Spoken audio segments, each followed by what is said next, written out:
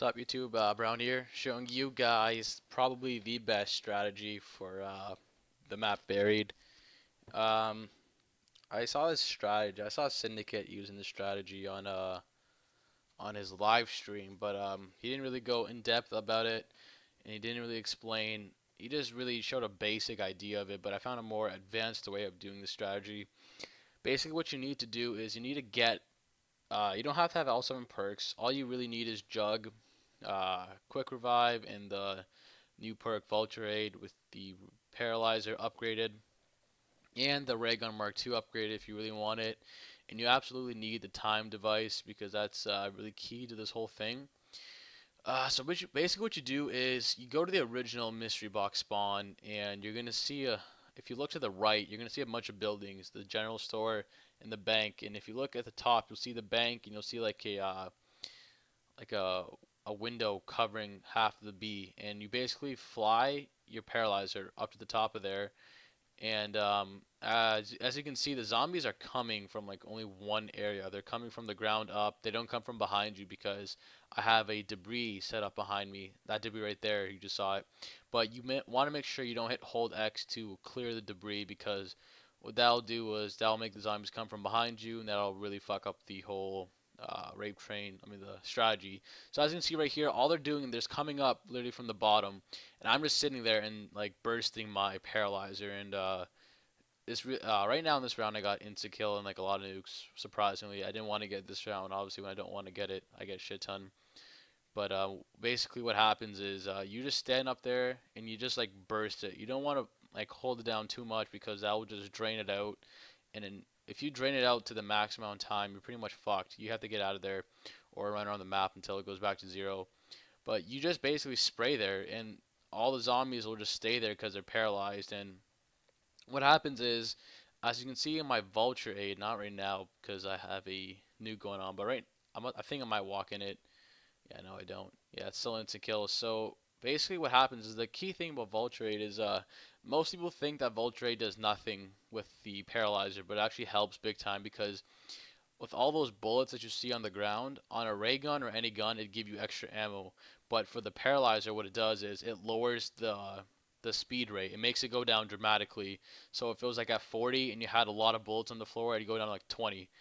And that's the most important thing, is because when you finish off spraying, like I said, right now I'm about to finish off all these zombies, and I'm about to walk into that green mist, because what that green mist does is it makes the zombies think that I am not even there, like I'm not a zombie, like I'm a zombie, or not like I'm a zombie, but it just makes them assume that I'm not there, and they just crowd up like in different little areas.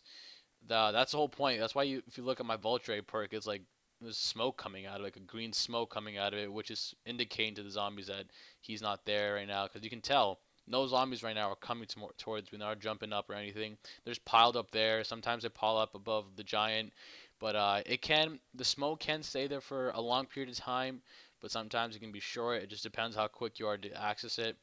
What I like to do is when I finish off like a shit ton of zombies, I usually walk into the smoke, and I stay there until the timer on my paralyzer, my petrifier, goes down to zero.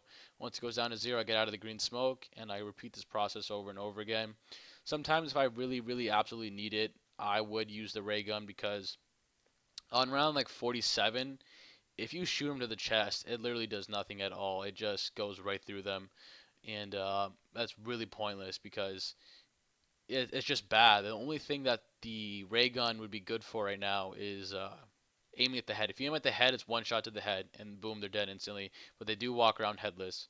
But as you can see, I did fall off. I was planning to get off after this round. I was literally playing for so long, I did not want to play anymore. It does get pretty damn boring, so if you have those new Xboxes, you can leave them off. Leave them on all night. I have the Xbox Arcade, so I didn't want to leave my Xbox on all night again, because I already left it on all day, so that'd be pretty bad. I might get the red ring of death. But as you can see, I did fall off. I was playing pretty dumb. I was pretty tired. But the thing, it's not really hard to recover back, because all you do is jump down, you circle around. You can go anywhere you want on the map, because it's not even, you have the paralyzer, and you can just fly if you're in a tight situation. But as you can see, what I did was I flew above the mystery box, and I flew into sleight of hand. They had to go completely around to get me, so that brought down my paralyzer time big time. And then I just went back up there, and I just continued the process. And the most important thing also is the time device, because when you have the time bomb, what it does is when you get down, quick revive will automatically revive you. And then once you get back up, you just pull out your time device and you hit right trigger, and basically it'll bring you back to wherever you planted it. So in my case, whatever I did was I would always plant it at the beginning of a round, never in the middle or the end, because that's just bad. Not well, I would never get in the end, but I'd always put it down at the beginning of a round, because when you do it at the beginning, it's nice and slow, gives you time to recover back. And what happens is you actually get quick revive back, because what it's doing is it's not taking away quick revive, it's putting you back into time before you lost quick revive.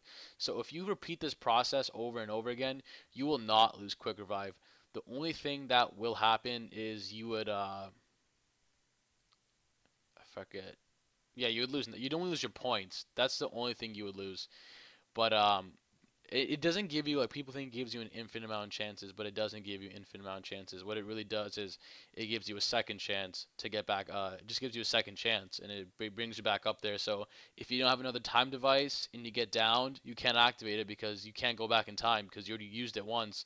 So that means you would have to survive. You'd have to get jug, rape train again, put another time device down, get all your perks back, go to the witch's house, get a free perk, and repeat that process again. It's just a one-time extra, like, get out of jail free card. It helps a lot. I mean, I got down one time in this entire game. I made it around 51, and I just decided to get off. But that's pretty much the whole strategy. As you can see, it makes it to past round 50. You can go as high as you want. If you enjoyed this video, hit subscribe and hit that like button, as it helps me out. And thanks for watching.